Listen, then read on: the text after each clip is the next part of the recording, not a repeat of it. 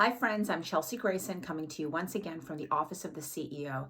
This is my show where I can help you be more successful in your current career, and I can also help you successfully transition to a new career.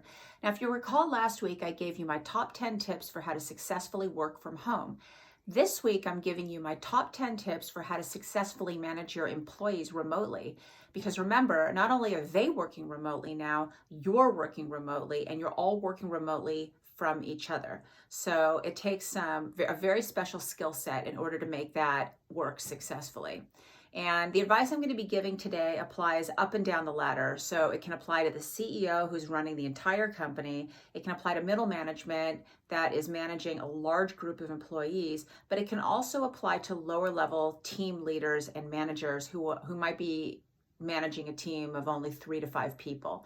You're going to need a very specific skill set in order to make that work successfully. So here it goes. So number 1, trust your team, trust your employees.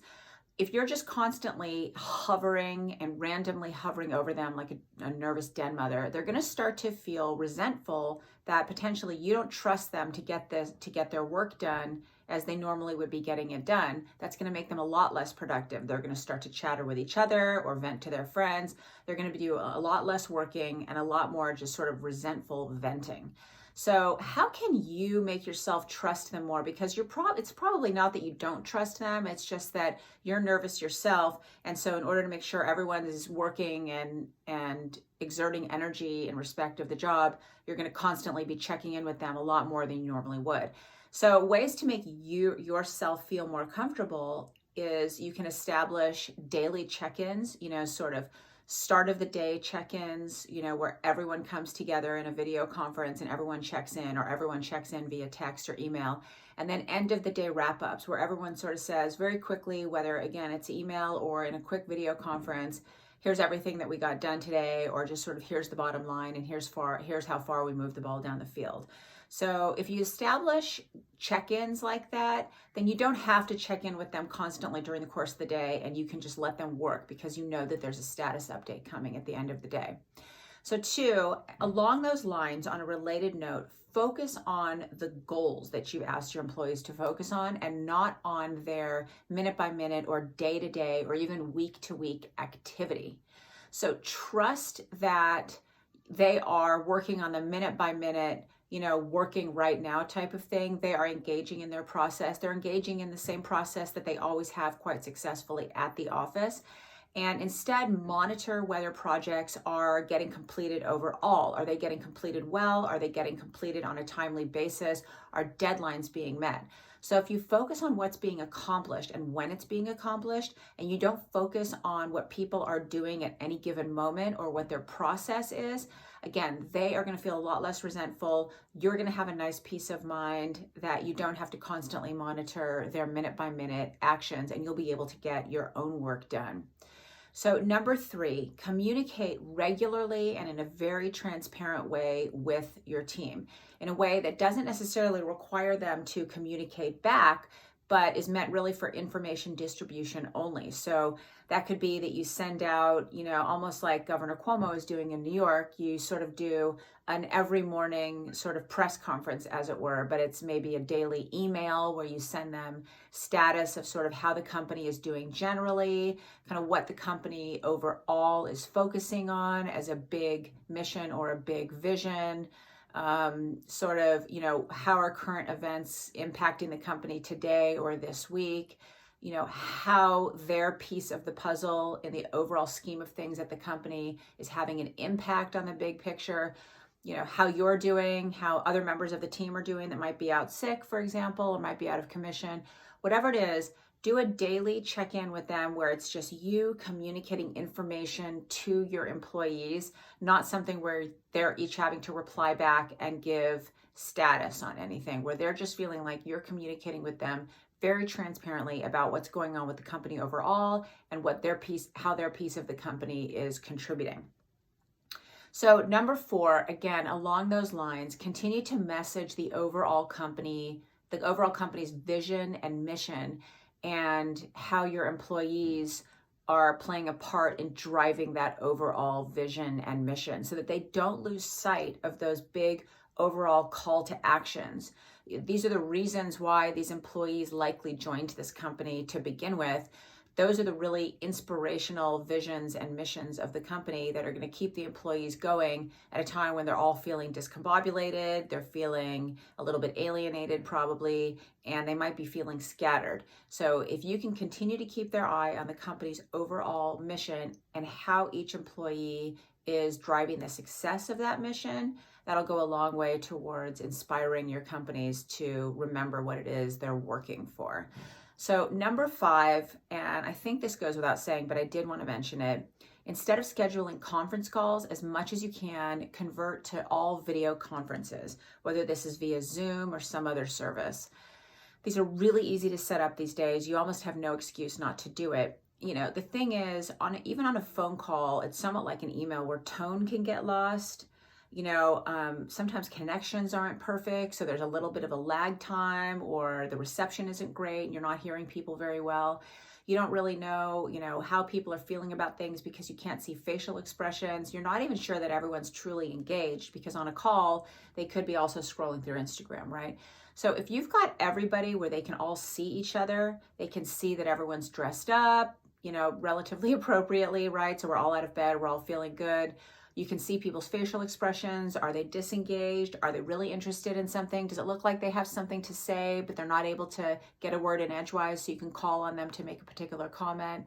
And everyone else can see what people's reactions and attitudes are. That's going to go such a long way in helping people understand what the tone of the team is at any given time and help people vibe better with each other, frankly, because it'll enable them also generally to not piss people off inadvertently by saying something that is offending somebody. You'll be able to see it right away and you'll be able to clear up disagreements. So try to set up video conferences and avoid conference calls. Even if it's just with one other person, try to make sure that's a video conference. So number 6, pay attention to time zones when you're setting up these meetings, right? When you're setting up these video conferences.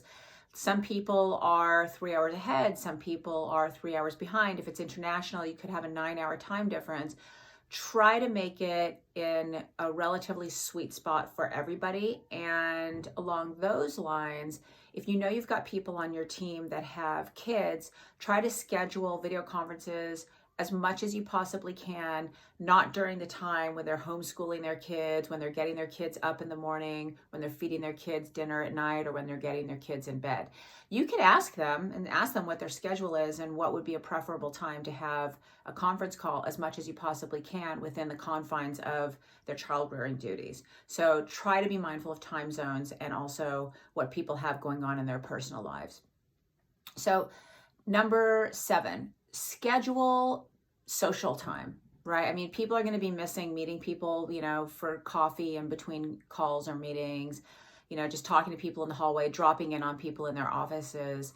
So try to make sure that you schedule some socializing time with your employees, but also encourage them to schedule their own timeouts with each other. It doesn't have to involve you. I mean, lots of people aren't going to want to socialize with their boss anyways, right? So try to encourage them to schedule into their day just social Zoom calls. So number 8, let your team know, and this is really important, let your team know that you're still focused on and thinking about their career development. Continue to give them important feedback, good, bad, indifferent feedback to the projects that they're handing in or your engagements with them, your interactions with them. Continue to develop and support mentor relationships. Continue to have informal mentoring relationships with your employees. If there is training that has been scheduled or continuing education programs that's been scheduled, see if you can convert those to video conferences with the various vendors that we're going to be providing those training sessions or educational programs, and see if you can just continue those on in the ordinary course. And if you can't, see if you can develop your own workshops and just Zoom those with your employees. Employees want to consistently develop their careers, and they don't want to feel like during this however many month period that we're all going to be on this kind of new normal of working from home. They don't want to feel like they've been knocked off of their career track. They don't want to feel like they're just sort of languishing for the next 18 months and it's not contributing to their long-term career development. And they want to hear that you you are actively a part of that like you always were. So even, for example, if evaluations are going to come up within the time frame that we're all sitting at home, continue on with the performance evaluations or the annual evaluations. People really do want to hear that feedback. Number 9, be sensible about setting expectations. This sort of relates to the idea of paying attention to people's schedule with their kids. Not everyone has state-of-the-art technology or connectivity or a great place to work at home like you might. You're a little bit more advanced in your career than they are. So assign projects with an empathetic eye towards realistic limitations that person by person that they have at their specific home. And take the time to figure out what those limitations are. Maybe have one-on-ones right about now and understand what people's limitations are. Some people might not be able to afford Wi-Fi right now, or they just moved into a new apartment, or they have roommates, or again, they've got kids, or they have a dining room table that they're going to have to work from. Whatever the case is, they might not have the technology, connectivity, or workspace that you've got. So just be sensitive to that and try to reassign things or put things to groups instead of one particular person, so that nobody gets caught in the lurch. Finally, number 10, I can't emphasize this enough, continue to dress the part of the manager, of the boss. So if you are used to going into the office and everyone's used to seeing you in relatively professional garb, continue to wear that stuff when you get on Zooms with your employees. The last thing they want to see is that you're letting yourself go. They're going to start to let themselves go. And believe it or not, if you don't dress the part, and if they don't dress the part, that really is going to contribute to a lot of lack of productivity, procrastination. I hate to use the word laziness, but I'm going to use the word laziness. When people feel kind of more informal, they start to get more comfortable. They might not work as hard or as diligently. They might not have that level of pressure that they need in order to really churn things out at the same level that they normally were. So those are my top 10 tips for how you can successfully manage your employees remotely at a time when we're all working remotely. I would love to hear your feedback on this episode. I do feel like I'm going to continue to build on this list and come back with another episode on this topic and other topics related to all of us working from home. So I'd love to hear your feedback. If I take one of your suggestions, then I'll shout you out in the next episode and on Instagram. And until I drop the next episode, thank you so much. Be well, and goodbye from the office of the CEO.